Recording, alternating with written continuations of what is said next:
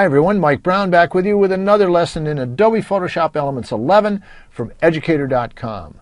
We've been talking in the past couple of lessons about the most important technique in Photoshop Elements, and that is selecting areas and isolating them to make corrections and making them blend perfectly with the rest of the image, which allows you to take your images to an entirely new level beyond just overall corrections by fixing isolated spots. In the last lesson, we talked about feather, which is the width and softness of a selection edge, and how you can use a very tight, smooth edge along a clean line to make a perfect transition there, or make a very wide feather to allow a very gradual blend into an area for a soft transition so that all of your corrections blend flawlessly in your image.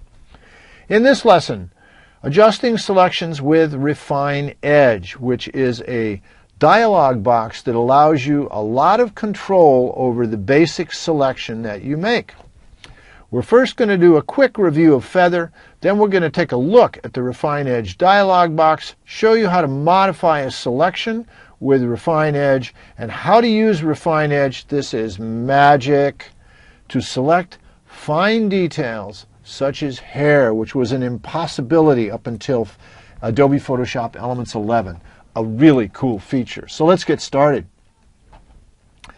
Here's a photo right here, and we're going to just do a quick selection of the sky. And this is how you think it. Obviously, the marquee tools are out. Obviously, you're not going to use any of the lasso tools to try to go along that edge. Take you too long. So it puts us down to the selection brush, which you're not going to paint that edge. Takes too long. Might do a little correcting. We have the quick selection tool or the magic wand.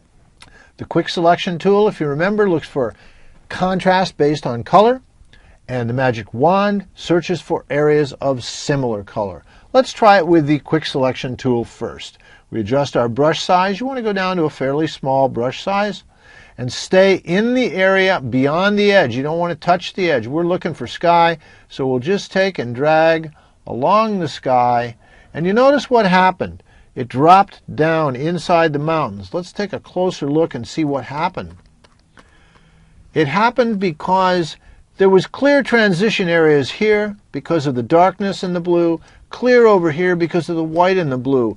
But right in this area, as the mountains went from no snow to very, very light dust of snow, the edge is ill-defined. And so it dropped down and then it went for the next area. We could try Option or Alt, make a slightly smaller brush, and drag back through that area to see if we can get everything else corrected. It might work. Pull up into here. In fact, I think that's doing a pretty good job. And we'll drag back along there. And generally, we got a good selection. But we could have done it better. In this case, it's pretty obvious that the magic wand that looks for areas of similar color, the sky, is very similar, slight gradient. So we'll take the magic wand with a low tolerance. High tolerance, to me, in the past, they only let you go to 64, and that would select almost everything. About 20, roughly, in that area is a good place to start.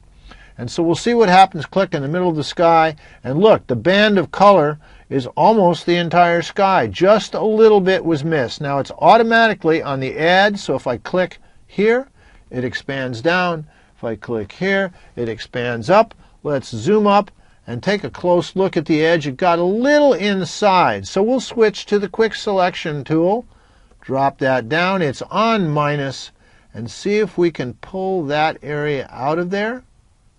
Again, it's that same spot where that transition was a little edgy. Not bad. We got a pretty good job. Let's look at it with the selection brush as a mask. And we can see a little raggedness right in there, but we'll correct that. Let's come out to a selection. And what we want to do, first of all, let me look at that mask and let me show you. The edge is pretty harsh. You can see it. And it's just needs, especially right up in here, you see it, it needs some feather. So we'll go back to the selection. We know it's like, let's hide the selection, Command or Control H, and you see it's a smooth edge. So let's go, we have no feather right on this one. You notice we have no feather here. We have refine edge. We also have refine edge here. We have feather here, but that is applying the feather before you make the selection. We've already got the selection, so what do? No problem. We just go up to the Select menu, come down, and there's feather. This is after you make the selection, feather adjustment. We're going to punch in 1 pixel of feather and take a look at that under the selection brush as a mask, and there you see that we've got a nice smooth 1 pixel edge that pretty much looks like the edge of the mountain where it meets the sky. Pretty quick corrections on there, and a 1 pixel feather. So that gives you an idea. If you remember how the feather works, we did a selection, we added and subtracted a little bit, we tried 2 different tools, and we did some feather and got a really nice selection. One thing to remember, now that you worked all this time to make the selection, don't lose it. Go to the Select menu, go to Save Selection, and name it. We're going to name it Sky with Magic Wand.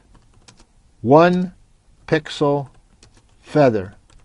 And now we know everything we did with that. We click OK.